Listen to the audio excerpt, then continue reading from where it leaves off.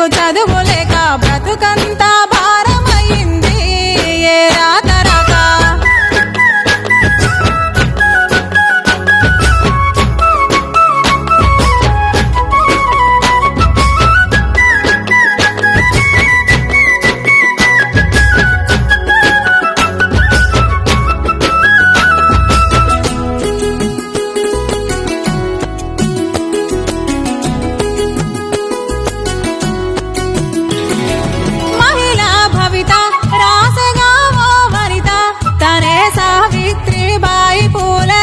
కొలువైంది గురుకుల కథనే తనే రాసెను మొదలే నీలో నైపుణ్యం వెలగాలని కలలే కంది.